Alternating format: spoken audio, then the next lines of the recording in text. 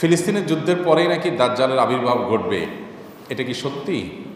যদি বুঝিয়ে বলতেন। আল্লাহ মাফ করুক,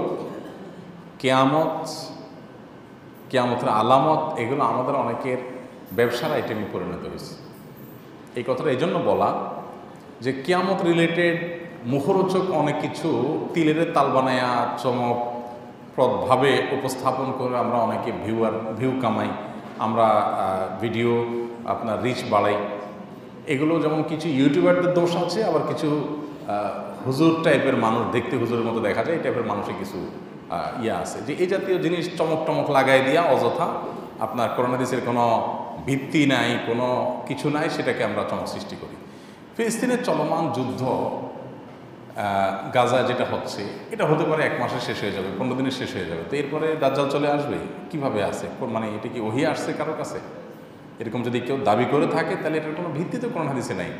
দাজ্জাল আসার জন্য এরকম কোনো দিনক্ষণ ঠিক করে কেউ বলতে পারে না।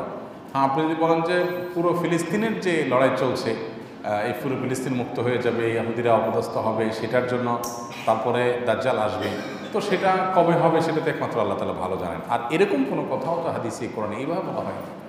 দেখুন, দাজ্জাল কখন আসবে, তার আসার আগে পৃথিবীর অবস্থা কী থাকবে, সে বিষয়ে কোরআন হাদিস থেকে বিভিন্ন আলামত, বিভিন্ন আপনার নিদর্শনের কথা আমরা জানি। কিয়ামতের বহু আলামত আছে, 141টা ছোট বড় আলামতের কথা বিভিন্ন বইয়ে ওলামা একরাম অনেকে সংকলন করেছেন। শেখ মোহাম্মদ আল আরিফি একটা বই সংকলন করেছেন, সেখানে 141টা আলামতের কথা বলেছেন। 10টা বড় আলামত আর 131টা হলো ছোট আলামত। ছোট আলামত বলতে যেগুলো অনেক আগে থেকে ঘটবে। এই আলামতগুলো বেশিরভাগই ঘটে গেছে। দাজ্জাল আসার আগে, ইমাম মাহদী আসার আগে পৃথিবী জুলুমে পরিপূর্ণ হয়ে যাবে। ইমাম মাহদী আসার আগে বিশেষ করে পুরো পৃথিবী জুলুমে পরিপূর্ণ হয়ে যাবে, কোথাও ইনসাফ বলতে কিছু থাকবে না। তারপরে একটা সময় তার আবির্ভাব ঘটবে। আবির্ভাব ঘটার আগে পৃথিবীর একটা পরিস্থিতি তৈরি হবে, সেগুলো হাদিসে আছে। কিন্তু সুনির্দিষ্ট ঘটনা এটার পরে ঘটবে, ওইটার পরে ঘটবে, অমুক জায়গায় দাজ্জাল আইসা গেছে, অমুক জায়গায় মাহদী আইসা গেছে, অমুকে দাবি করছে, হান হয়েছে, তান হয়েছে, এই জিনিসগুলো নিয়ে আপনার নিজে থেকে বিভিন্ন রকমের হিসাব নিকাশ মিলায়া একরকম মানুষকে বিভ্রান্তিতে ফেলে দেওয়ার যে একটা প্রচেষ্টা, এটা হওয়া উচিত না। এটা খুবই গর্হিত এবং অন্যায় কথা, এটা আমাদের লক্ষ্য করা উচিত। অতএব মানে চলমান যে ফিলিস্তিনের যুদ্ধ যেটা গাজায় হচ্ছে, এটার পরপরই দাজ্জাল আবির্ভাব ঘটবে এবং কোনো কথা আমার জানা নেই, কোরআনে সেরকম কোনো কথা বলা হয়েছে বলে আমি জানি না। অতএব কেউ যদি বলে এটা তার দায়িত্ব। আমার 3টি সন্তান, তবে হ্যাঁ এটা ঠিক যে দাজ্জাল আসার আগে পৃথিবীতে দাজ্জাল আলোচনা উঠে যাবে। এমন কোনো নবী পৃথিবীতে আসেন নাই যে নবী দাজ্জাল সম্পর্কে মানুষকে সাবধান করেন নাই।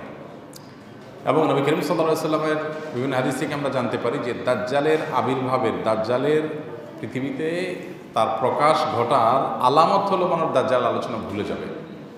অতএব কিয়ামতের আলামতের আলোচনা করা নিষেধ না, আলোচনা করতে হবে। কোরআন হাদিসে যা আছে তা, মন গড়া মুখরোচক কথা দিয়ে চমক সৃষ্টি করার জন্য না। অবশ্যই দাজ্জাল আগমন কখন ঘটতে পারে, তার গুণ বৈশিষ্ট্য, তার বৈশিষ্ট্যগুলো কী থাকবে, তার আলামতগুলো কী থাকবে, সেগুলো আমাদের জানা থাকবে। এবং সেই সাথে তার থেকে আত্মরক্ষার জন্য আমরা আমাদের শেষ বৈঠকে দাজ্জাল থেকে পানা চাওয়ার দোয়া আছে, সেটা পড়ব। সূরা কাহফের প্রথম 10 আয়াত মুখস্থ করার কথা আছে, সেটা করব। সূরা কাহফ তিলাওয়াতের কথা বলা আছে, ঈমানকে মজবুত করতে হবে। এগুলো করলে দাজ্জালের ফিতনা থেকে আপনি বাঁচতে পারবেন। কিন্তু আগে থেকে বিভিন্ন মুখরোচক কথা যেন আমরা না বলি।